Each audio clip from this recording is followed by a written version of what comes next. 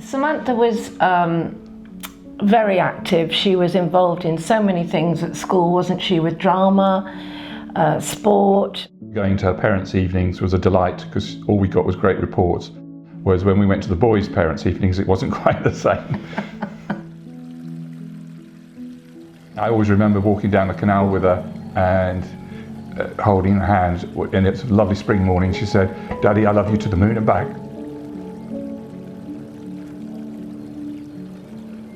Samantha started getting terrible headaches when she was 13 and she was being sick. It's always in the morning. It was always in the morning, and the memory loss was getting really quite bad. We witnessed the first of these seizures. You would talk to her and she just wouldn't recognise it. And then about a minute later she'd come round. At this stage we'd been to the doctor, the GP, and this must be going on 6-7 months by then. We'd gone to a specialist, a child paediatrician. And we were getting nowhere, but she basically had the classic symptoms of a brain tumour. And then she basically just collapsed, didn't she? And we knew it was pretty serious then, and she was rushed in for a scan into Southampton Hospital. We went in and they said yes, there was a mass there and they suspected it was malignant. I remember walking down the corridor to go and see Samantha to tell her, and it took me 3 attempts to walk down the corridor because I didn't want her to see me crying. I wanted her to be strong. We said, "Samantha, you've got a brain tumour in your head." And she said, "Is that cancer?" didn't she? "Well, I'm going to fight it," she said, didn't she? "It's not going to get me, I'm going to fight it." And she did. She was very determined, very positive. It was diagnosed as a high-grade glioma, but it was quite rare because it was diffuse, and therefore there was no possibility of surgery. The only treatment was the experimental chemotherapy which they were trying, plus radiotherapy. She lost her hair, but she still kept going at school, didn't she? We had about a year's remission, year and a half's remission before it returned. She died on October 31st, 1996, and that was the start of the journey for the charity. We wanted to put money into brain tumour research, and we were absolutely horrified. There was nothing. A total lack of understanding of the disease. This was the second most common childhood cancer. It didn't stack up straight away. We thought we could do, maybe we could do that. You knew we were starting from nothing, but we must be able to make a difference. The other thing we did notice was that there was no support for brain tumour patients. We took many calls here from people that wanted to know what some of the symptoms were, how we dealt with any problems. But we thoroughly enjoyed it because we felt we were helping people, and we were determined to do it in Samantha's memory, weren't we? At that stage, the remit was to build up the fundraising staff and develop the charity even further. And I think at that stage we were probably raising around about £2.5 million a year, and a large proportion of that was going into the research. We were beginning to build up staff. I then had someone to help me on patient support because so many people were ringing us. We had discussions with the Brain Tumour UK and the Joseph Foote Fund, who were the second and third largest charities after ourselves, and we successfully managed to merge the 3 charities. Unfortunately, we had to drop Samantha's name, which was very difficult for me. Obviously, that's the reason we set it up in the first place, but Neil and I both knew that we had to look at the bigger picture. So we dropped the name and became the Brain Tumour Charity. From that day on, the charities continued to thrive.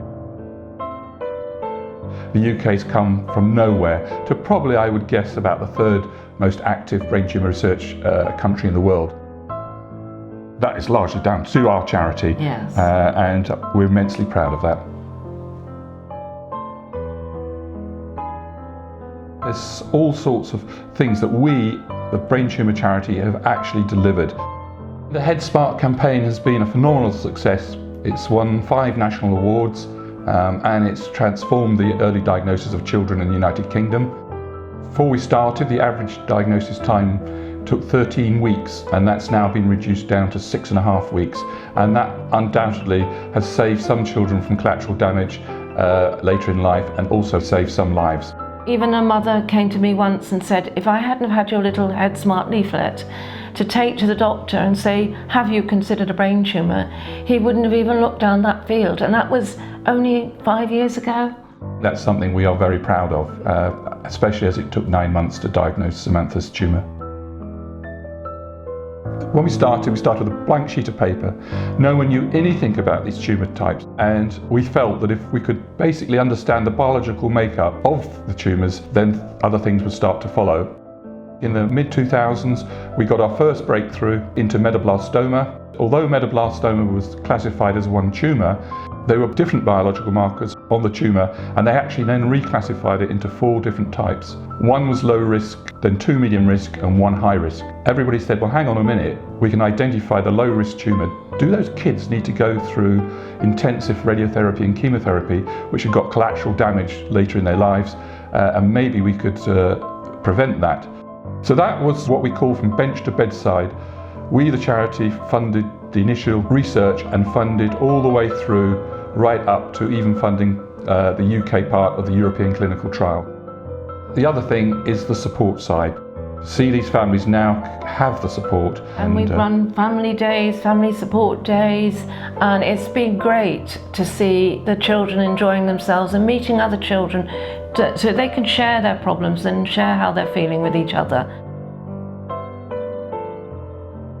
You might say, why at this time would we want to get back on the fundraising bandwagon? I guess maybe we're crazy, but many of our friends have come asking to do fundraisers. So we thought if we set up the fund within the Brain Tumour charity as one of the other supporter groups, we can get back to fundraising locally with her schools and her friends who've all kept in touch. What we'd like is to restrict the funds into paediatric brain tumour research, into the high-grade tumours, because this is an area that has not made much progress, have got very poor prognosis, and we really believe that the chances now, due to our understanding of these tumour types, that we will get a new treatment within our lifetime, and that really is a great incentive for us.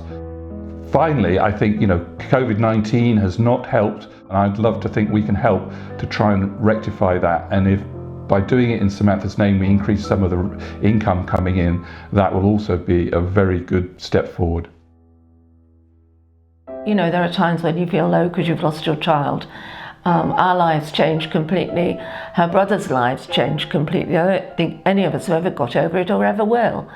But having something positive at the end of it is maybe that's why we had to lose her, because if we hadn't have lost her, we'd have just given our money as we had to other charities. So I think we've achieved a lot, and I do hope Samantha would be proud. I know she would if she was here.